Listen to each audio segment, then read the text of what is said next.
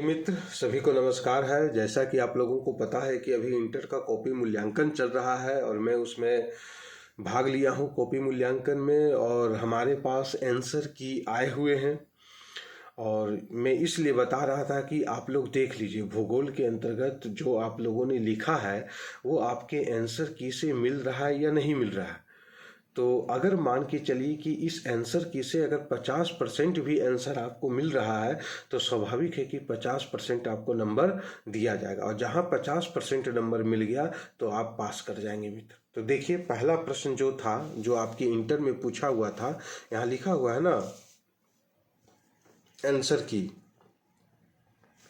पहला प्रश्न था कि मानव के प्रकृतिकरण क्या है। मानव का प्रकृतिकरण क्या है, इससे संबंधित। मानव जब से पृथ्वी पर जन्म लिया है तब से वह निरंतर भौतिक पर्यावरण से अन्योन्य क्रिया करते आया है। मतलब मानव का पर्यावरण के साथ एक सह संबंध है। मानव है जो पर्यावरण को प्रभावित करता है और पर्यावरण भी क्या करता है, मानव को प्रभावित करता है। लेकिन मानव क्या कर रहा है, अपनी टेक्नोलॉजी का विकास कर रहा है। अब मानव जब टेक्नोलॉजी का ज़्यादा विकास करने लगता है तो स्वाभाविक है कि पर्यावरण को नुकसान होगा, और जब पर्यावरण को नुकसान होगा तो मानव को भी नुकसान होना शुरू हो जाएगा। तो मानव का प्रकृतिकरण क्या है उससे संबंधित यहाँ प्रश्न पूछा था कि मानव को प्रकृति के साथ कैसे बना के रखना है, एक सामंजस्य बना के रखना है। मानव ना तो ज्यादा से ज्यादा प्रकृति का दोहन करे, है ना, मानव प्रकृति का उपयोग करे अपनी आवश्यकता के अनुसार। ये प्रश्न था। फिर दूसरा प्रश्न था कि भारत में 4 रबी फसल, तो 4 रबी फसल गेहूं है, चना है, सरसों है, जौ है, मक्का है, रागी है, ये सब 4 रबी फसल का अगर आप लोग नाम बताए होंगे तो स्वाभाविक है कि आप लोगों को 2 नंबर मिल जाएगा मित्र। उसके बाद मुक्त व्यापार क्या है, मुक्त व्यापार क्या है। तो मुक्त व्यापार से संबंधित जो प्रश्न था उसमें आंसर क्या होना चाहिए, तो देखिए आंसर क्या होना चाहिए। मुक्त व्यापार कहने का मतलब ये हुआ कि ऐसा व्यापार हो जिसमें कि आयात और निर्यात पर जो शुल्क लगता हो वह कम लगता हो, या आयात और निर्यात का जो शुल्क होता हो वह पूर्ण रूप से समाप्त हो जाए या फिर कम लगे। यही पूछा है कि व्यापारिक अवरोध जैसे सीमा शुल्क को घटाकर किया जा सकता है। व्यापारिक अवरोध को कम करना है तो सीमा शुल्क घटेगा, तभी हमारा व्यापारिक अवरोध कम होगा। तो ये प्रश्न पूछा था। नेक्स्ट प्रश्न पूछा था कि ग्रामीण और नगरीय बस्ती में क्या अंतर है। तो कुछ भी दे सकते हैं कि ग्रामीण बस्ती का क्या आप लोग देखते होंगे और नगरीय बस्ती में क्या आप लोग देखते हैं। नगर का आकार बहुत बड़ा होता है, गांव का जो आकार होता है वो बहुत छोटा होता है। नगर में बहुत सारी सुविधाएं आपको देखने को मिलती हैं, अनेकों सुविधाएं हैं, लेकिन गांव में बहुत सारी सुविधाएं नहीं देखने को मिलती। इस कारण से गांव के लोग शहरों में जाकर बसते हैं।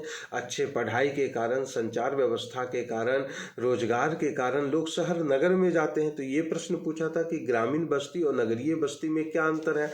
ये सब जो भी आप लोगों ने आंसर बताया होगा तो वो सही। फिर पूछा था कि मानव भूगोल के 2 उपक्षेत्र के बारे में बताना है। तो मानव भूगोल के 2 उपक्षेत्र कौन कौन से हो सकते हैं। मानव का संबंध राजनीति से है, जनसंख्या से है, संस्कृति से है, आर्थिक से है।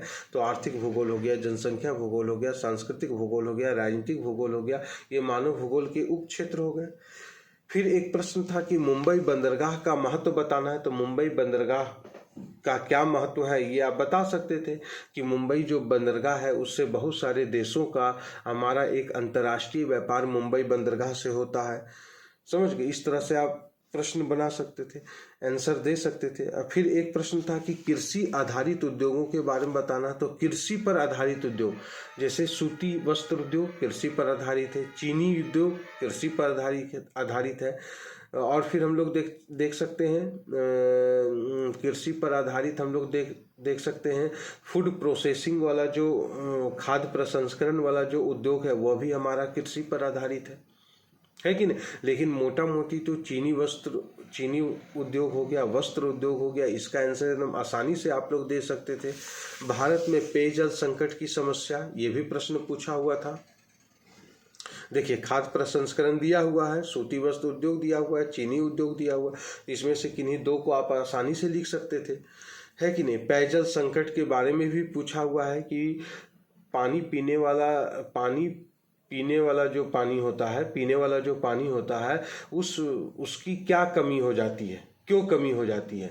गर्मी के मौसम में देखिएगा कि पानी का जो लेवल है नीचे चला जाता है, तो ऐसा क्यों होता है, पानी की समस्याएं हमको क्यों हो रही है, तो ये सब के बारे में बताना था। भारत में 4 कोयला क्षेत्र बताना है, तो कोई भी धनबाद है, दुर्गापुर है, सिंगरेली है, कोरबा है, ये सब का नाम दे सकते थे। मलिन बस्ती मतलब गंदी बस्ती, झुग्गी झोपड़ी वाली बस्ती, तो मलिन बस्ती क्या है उसके बारे में हम बता सकते थे। मानव विकास के 4 स्तंभ कौन कौन से हैं, तो ये बहुत इंपॉर्टेंट था। समता है, सतत पोषणीय है, उत्पादकता है, ये मानव विकास के 4 स्तंभ आपको यहाँ पर देखने को मिलते हैं। तो ये सब कुछ प्रश्न थे मित्र, जिसको आप बना सकते थे और उसका आंसर आप दे सकते थे, समझे ना। ठीक है, तो चलिए, मतलब आज हमने कुछ 11 प्रश्न पर चर्चा किया है। कल मैं फिर इसी का क्लास लेकर आऊँगा और भी जो प्रश्न होंगे उस पर और हम लोग चर्चा कर लेंगे मित्र। जय हिंद, जय भारत।